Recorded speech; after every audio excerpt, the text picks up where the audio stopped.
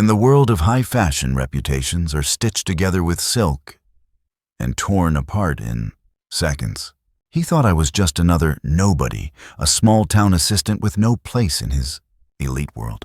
He mocked my work, humiliated me in front of cameras, and made sure everyone knew. Didn't belong. But what he didn't know was that the nobody he insulted owned the very runway he was standing on. And when the lights came up at Milan Fashion Week, the tables turned harder than he ever imagined. The glass walls of Cross Atelier's Manhattan studio caught the late afternoon sun scattering golden light across rows of sewing machines cutting tables and racks of half-finished garments. Outside Fifth Avenue, traffic pulsed like a living artery. Inside, the air felt tight, tense, as if the walls themselves were holding their breath.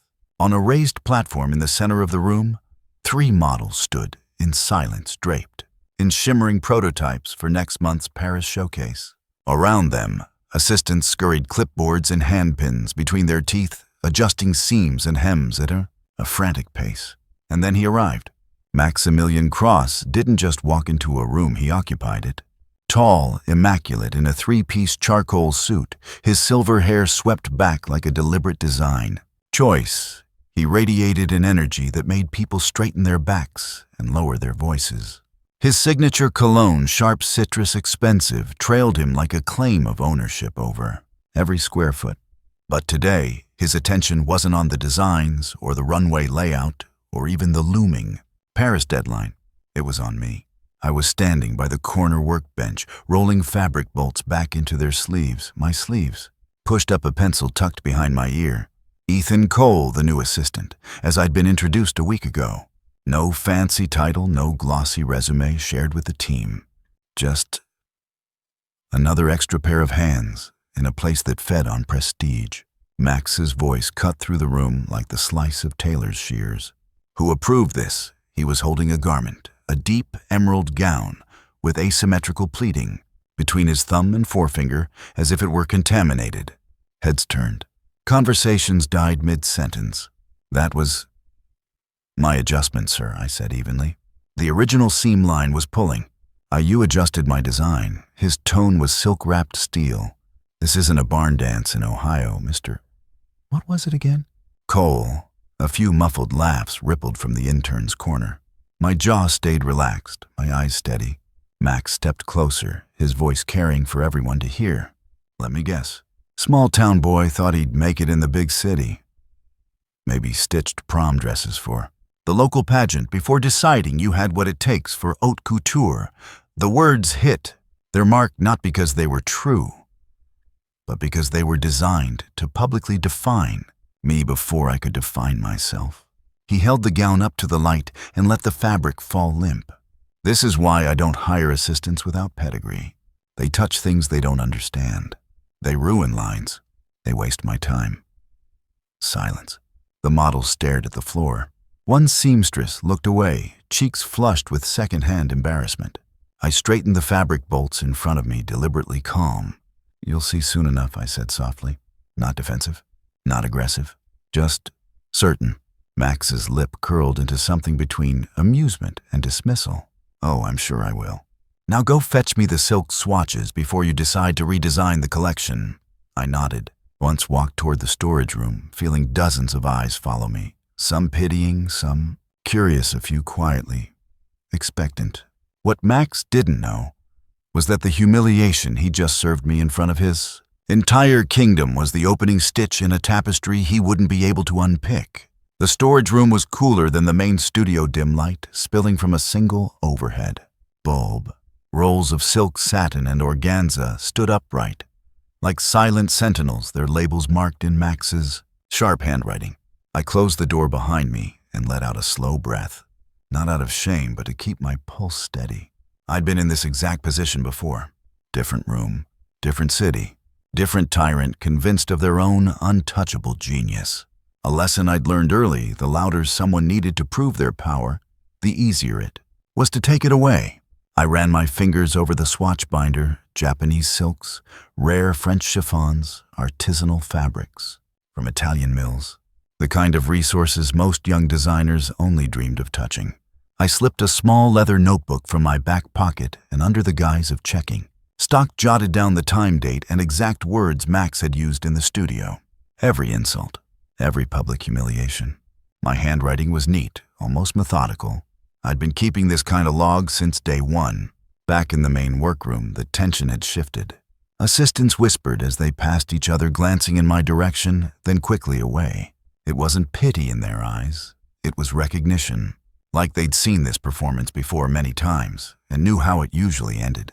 At my workbench, I found a stack of garments waiting for corrections. The sticky note read, "Since you like to adjust things, fix these, and try not to ruin them this time. MC." The handwriting was elegant. The sarcasm was not. I took the first dress from the pile. The hem was uneven, an error so basic it was almost insulting. Across the room, I caught Max watching me over the rim of his espresso cup, a faint smirk playing on his lips. He'd planted the mistake waiting for me to either miss it or botch the repair. I didn't react. My hands moved with steady precision, aligning the hemline, stitching it back to perfection. I'd done work far more complex than this in kitchens. Yes, kitchens so tense. They could have been war zones and ateliers where one misplaced seam meant a dress worth $30,000 went in the trash. By the time I placed the corrected dress back on the rack, Max had moved on to berating one of the junior designers for daring to mix matte and gloss textures in the same look. Later that day, I caught the tail end of a conversation near the freight elevator. Two pattern cutters, both veterans here, were speaking in low voices. "Same thing he did to Alicia last year," one said. "Yeah, and to Marco before that. Guy's been untouchable for years." "Not this time," the other muttered, glancing toward me. "I've been recording since he started on you." Our eyes met briefly. He didn't smile. Just gave the smallest nod, the kind only someone who's been waiting for a reckoning would give. By 9:00 p.m., the studio was mostly empty. Max had left hours ago, chauffeured to whatever dinner reservation awaited him. I stayed behind, organizing the supply shelves, which really meant making a series of quiet phone calls, short, precise, and without unnecessary words. One of them was to a woman whose voice carried the authority of someone used to commanding boardrooms. "Status?" she asked. "Consistent pattern," I replied. "Plenty on record already, and staff witnesses are motivated." "Good. Keep going. The runway in Milan will be decisive." The next morning, Max's energy was sharper, like a man who'd dreamed of confrontation and woken eager to make it real. He strutted into the studio, commenting on everyone's work, praising one designer for a stitch. Count that was identical to mine yesterday, which he'd called amateur. I noticed the difference, but I said nothing. Not yet. What Max didn't understand, couldn't understand, was that every barb, every smirk, every calculated sabotage was another stitch in the noose he was tying for himself.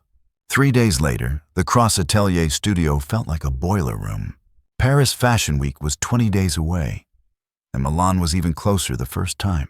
In 5 years, the brand would present 2 collections in the same season. The pressure was visible in the way people moved faster, tighter, speaking only when necessary. Max thrived in this climate. At least he thought he did. That morning, during the production briefing, he circled the studio like a hawk inspecting prey. He stopped suddenly at my table. "Cole," he said, voice dripping with faux cordiality, "I've decided to give you an opportunity to prove you can do more than steam fabric." I looked up neutral. "All right." He held up a design board, 6 sketches pinned neatly in a grid. The label read, "Capsule Collection Milan." "You'll handle these," he said. "Every stitch, every seam, every finish by yourself. 7 days." The room went still. Even the models stopped adjusting their heels. 7 days for 6 complete couture pieces was absurd, a schedule meant for a team of 5 minimum. "You'll have access to the leftover fabrics from the main line," he added. "Don't touch the good stock." The subtext was clear. He wanted me to fail. Publicly. That first night, I stayed in the atelier past midnight. The city outside, glittering like it, was watching. My hands worked on autopilot, measuring, cutting, stitching, pressing. Each piece I built in my head before I touched the fabric. Efficiency was survival. Precision was power. By the 3rd day, whispers started. People passed my workstation, slower eyes flicking to the growing row of garments on the rack. One of the senior seamstresses paused, running her hand over the lining of a jacket. "Perfect," she whispered almost to herself. Then she glanced over her shoulder and walked away quickly, as if caught doing something dangerous. On the 5th day, Max appeared behind me without warning. He lifted one of the nearly finished dresses from the rack, holding it up to the light. "Adequate," he said flatly, but uninspired. "We'll see if the Milan buyers think otherwise, assuming you finish on time." He replaced the dress, his fingers deliberately snagging the hem on a rough edge of the rack. A tiny pull marred the silk, the kind of flaw that would catch the eye. Under runway lights, he didn't acknowledge it, just walked away. I repaired it before the next seam was sewn. The deadline arrived. 6 complete pieces steamed and lined, each one a balance between modern lines and timeless structure. I wheeled them to the side room where the Milan looks were being stored for packing. Max was there, of course. He circled the garments like a shark. "This one's color is provincial. This drape is heavy-handed. And this," he tugged on a sleeve seam, "too safe. If I wanted mediocrity, I'd shop off the rack." Then he smiled.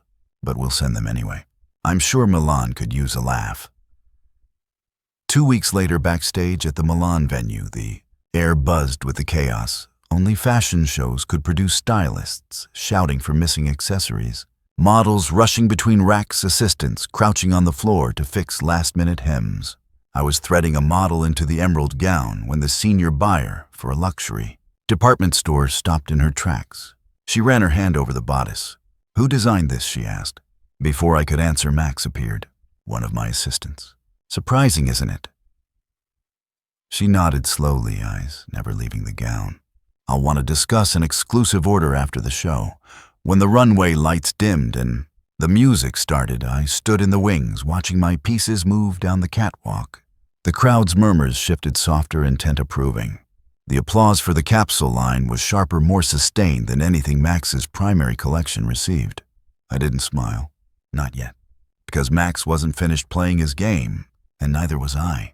The after-party for the Milan show was held in a 17th century palazzo with marble floors so polished they mirrored the crystal chandeliers above. Champagne glasses clinked in every corner, conversations mingled in Italian, French, and English, and the scent of perfume and ambition floated in the air. I kept to the edges of the room, half hidden behind a column, watching buyers, critics, and influencers circle Max like moths around a particularly well-dressed flame. He loved these moments, the backslaps from industry veterans, the staged candids for fashion blogs, the constant affirmation that he was the genius at the center of the universe. When the buzz lulled, his gaze landed on me. "Cole," his voice cut through the chatter. Dozens of heads turned. "Come here, let's show everyone tonight's little novelty act."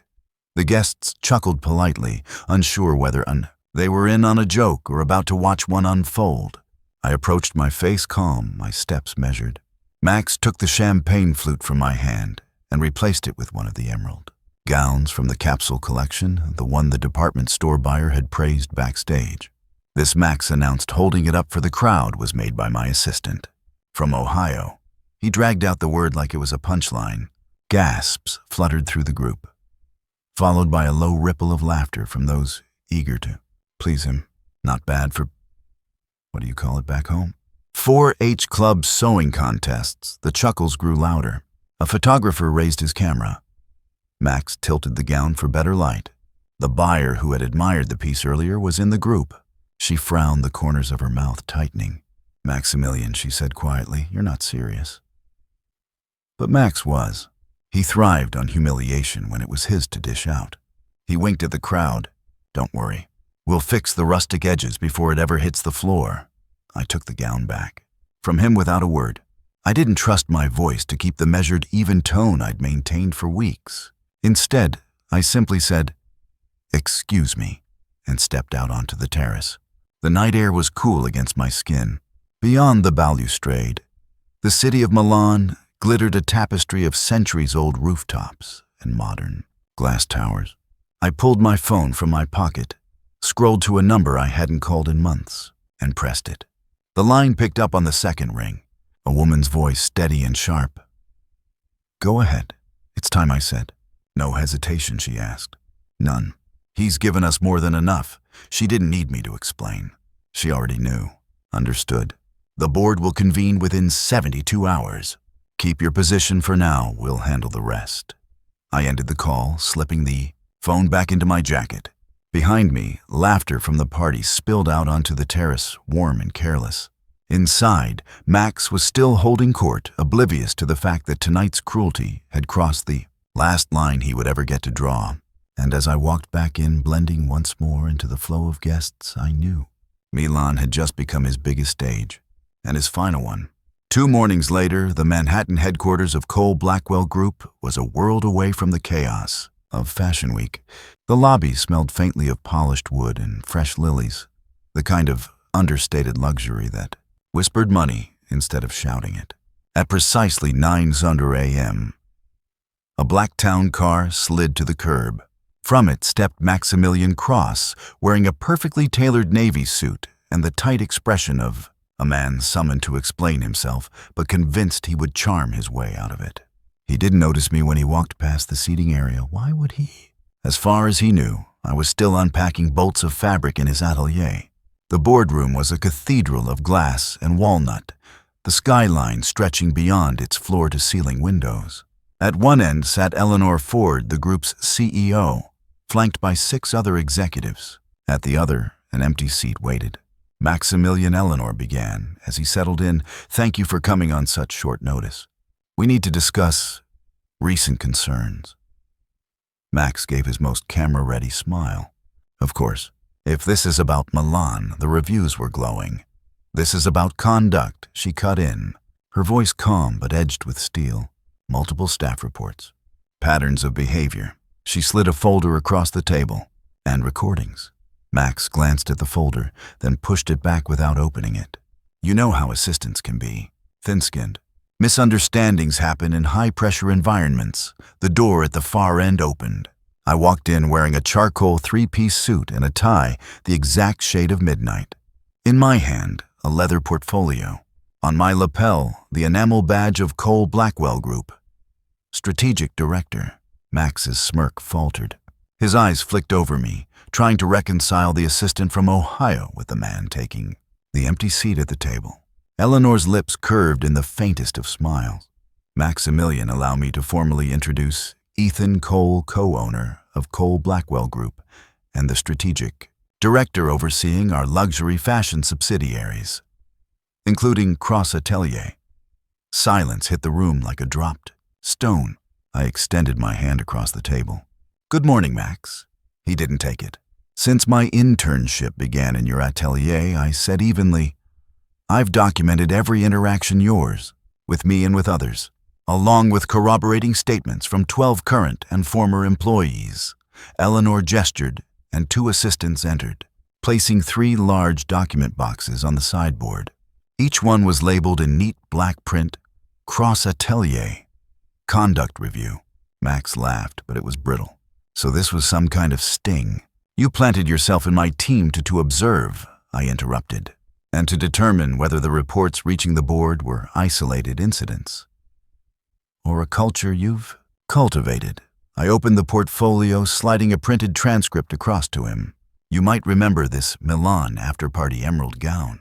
I believe your exact words were rustic edges and 4-H Club sewing contests. A muscle twitched in his jaw. The board values creative genius, Max Eleanor said. But we value the integrity of our brands more. What we've seen in these reports is unacceptable. And as of this morning, she looked at me. I finished for her. As of this morning, the decision is made. You're stepping down as creative director effective immediately. The silence that followed wasn't shock. It was the quiet satisfaction of inevitability. Max's chair scraped against the floor as he stood, his voice low and venomous. You think you've won something here, Cole? I met his gaze without blinking. No, Max. We've won something. A workspace where talent isn't crushed under ego. Security appeared at the door, waiting for Eleanor's nod. Max adjusted his cuffs, gathering what dignity he could as he walked out. He didn't look back, but I knew this wasn't the last I'd hear from him. By the time Max's town car reached his Tribeca loft that afternoon, the news had already broken. Maximilian Cross steps down. Amid misconduct allegations, the headline ran across the industry's top digital magazine. Within hours, it was picked up by every major fashion blog gossip column and even mainstream outlets that didn't normally cover couture. The hashtags came next. Max Cross exposed. Mr. Runway, respect. Miss Cole Blackwell speaks. The article didn't detail the evidence. The non-disclosure clauses made sure of that, but it didn't need to. The vague phrase "conduct inconsistent with brand values" was more than enough for the public to fill in the blanks. By evening, the fallout was accelerating. A French luxury conglomerate quietly canceled negotiations for Max's fragrance line. An Italian shoe brand announced they were exploring alternative collaborations.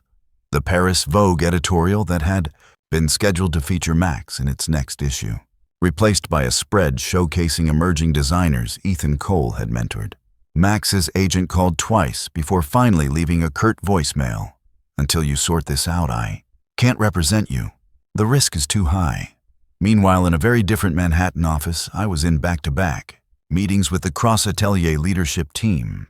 The mood in the room was cautious, a mix of curiosity and relief. Some had been loyal to Max for years, others had endured his temper in silence. Now every pair of eyes was fixed on me. I didn't come here to burn the house down. I began standing at the head of the table. I came to rebuild it.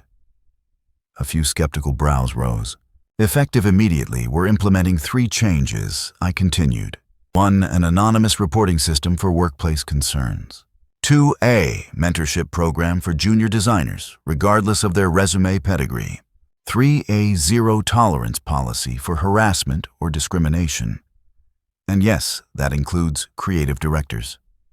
The room was silent for a moment. Then one of the senior seamstresses, the same woman, who had once whispered perfect over my stitching, nodded. "About time," she said. Over the next 48 hours, my calendar filled with staff one-on-ones. Some came in guarded testing whether this new leadership was real. Others arrived with relief so raw, it was almost painful to watch. Stories emerged, some I'd already documented, others even worse than I'd expected.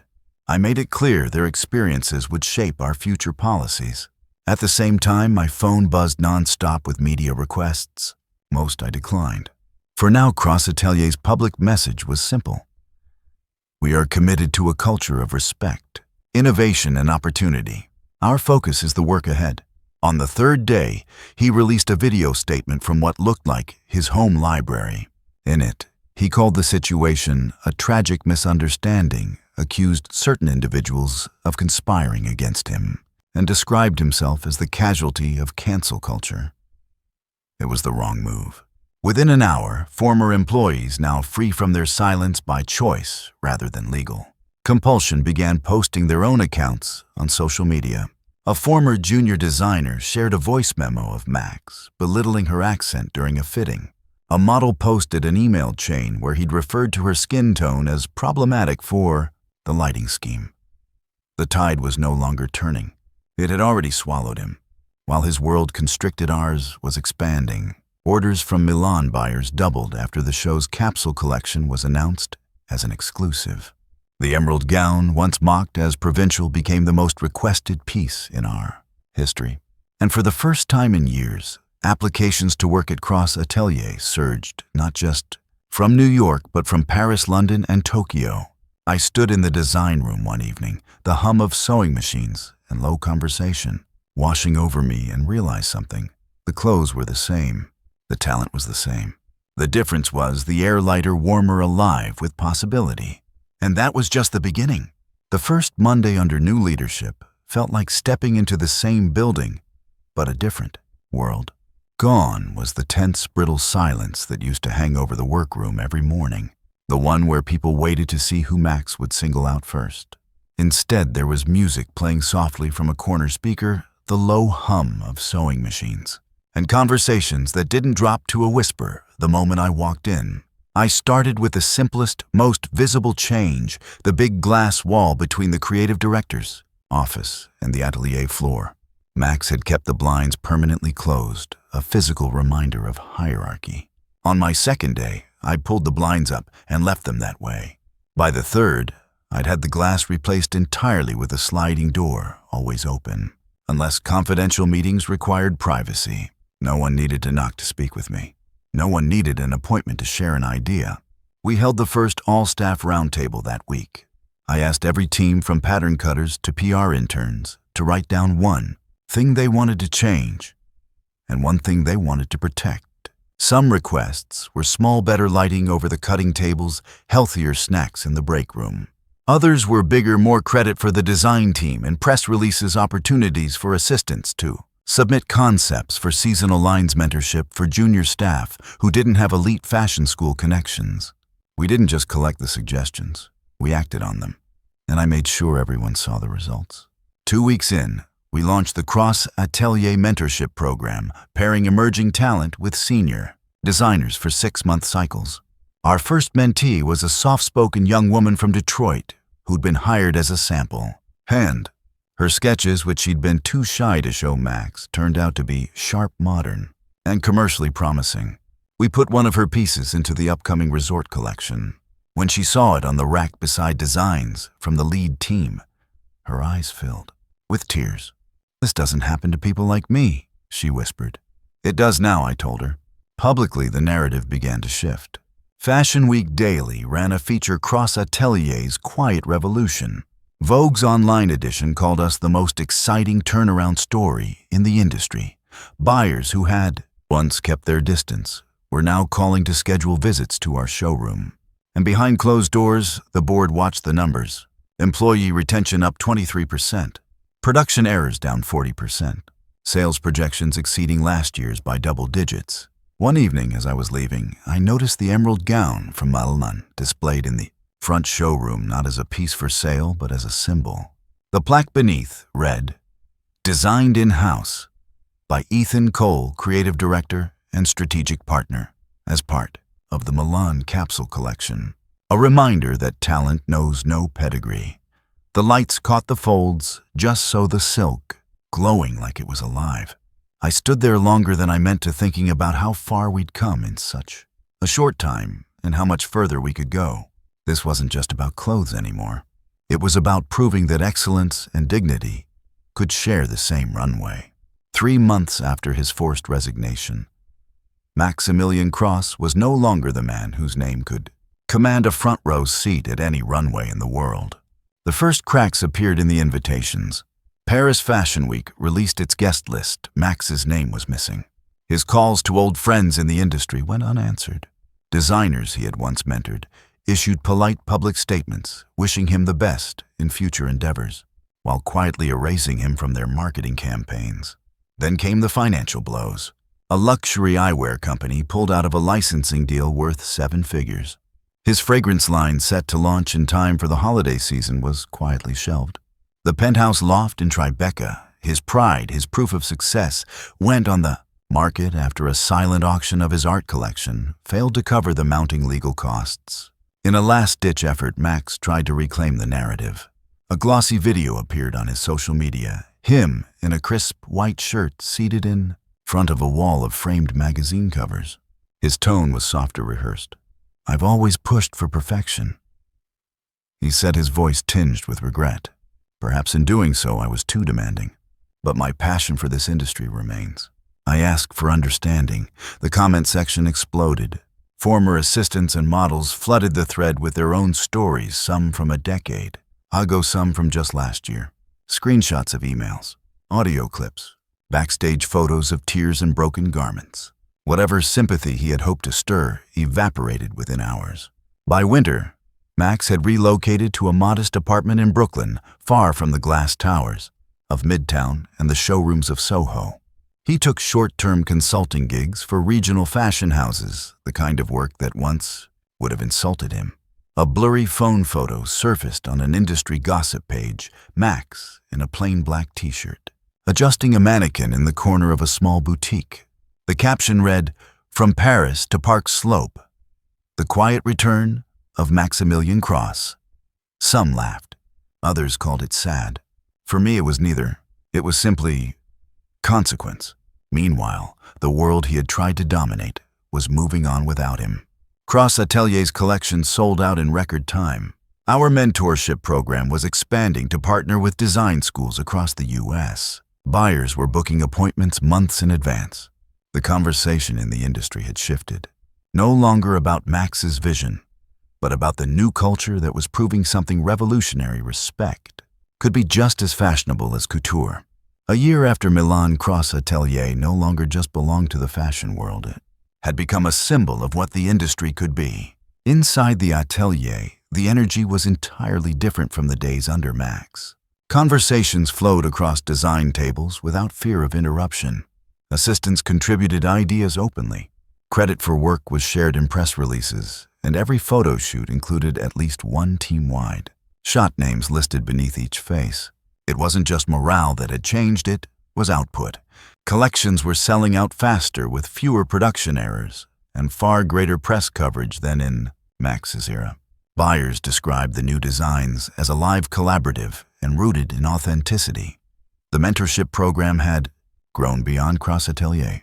Partner brands within the Cole-Blackwell Group adopted it, pairing junior creatives from non-traditional backgrounds with senior mentors. Within 6 months, over 30 mentees had moved into full-time roles across New York, Paris, and London. Fashion schools took notice. Parsons Fit and Central St. Martin's reached out to collaborate on workshops about designing with respect.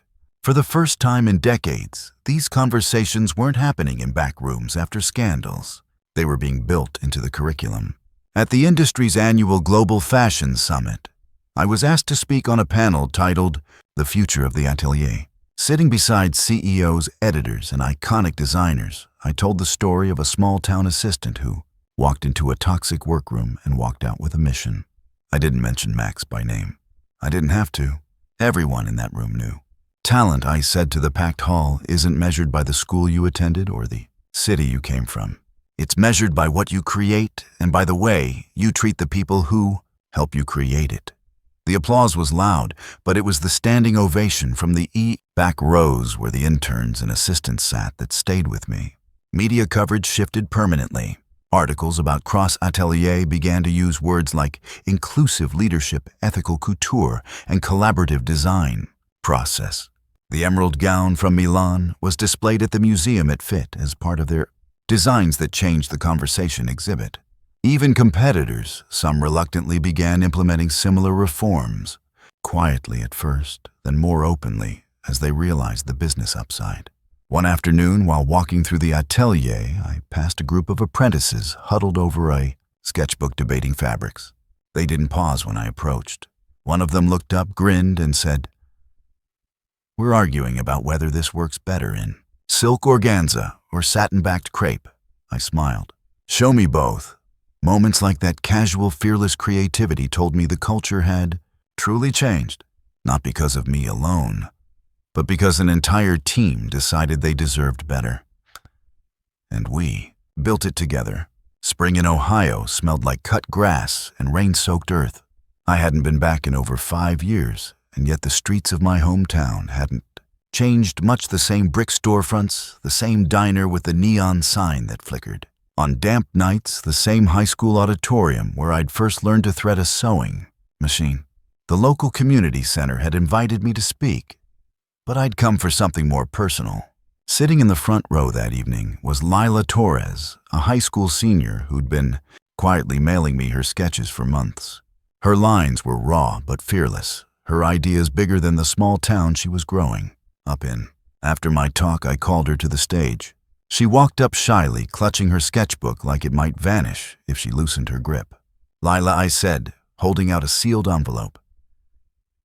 "This is a full scholarship to the Atelier mentorship program in New York. You'll work alongside our design team, and your tuition at Parsons will be covered in full." Her eyes widened. The audience gasped, then erupted into applause. She looked at me as if she wasn't sure it was real. "It's real," I told her, smiling. "I know because I was you once. And someone gave me a chance." That night, after the crowd had gone, I walked alone, past the high school auditorium. Through the glass doors, I could see the dim stage lights still glowing, dust motes drifting. In the air, I remembered the first suit I ever made, uneven stitches, mismatched thread, and how proud I'd been of it. I also remembered the voices that had told me I didn't belong in the world I dreamed of. They were wrong. And now it was my turn to make sure those voices didn't drown out someone else's future. Back in New York, Atelier was preparing its next big show, a collaborative collection, created by a team of designers from 6 different countries, each bringing their own heritage to the table. The atelier buzzed with the kind of energy I'd always wanted for it. Not fear not, hierarchy, but a shared purpose. As I walked the floor, I stopped beside the emerald gown from Milan, still displayed in the showroom. The plaque beneath it caught the light. A reminder that talent knows no pedigree. I placed my hand lightly on the glass. Outside, the city roared as always. Taxis, sirens, the hum of ambition. But inside, the room felt calm, balanced, right. True style, I thought, isn't in the fabric or the cut or the price tag. It's in the way you treat the people who help you create it. And with that, I stepped back into the atelier, the door open to whoever might walk in next, ready to keep the runway clear for those who deserved their place on it.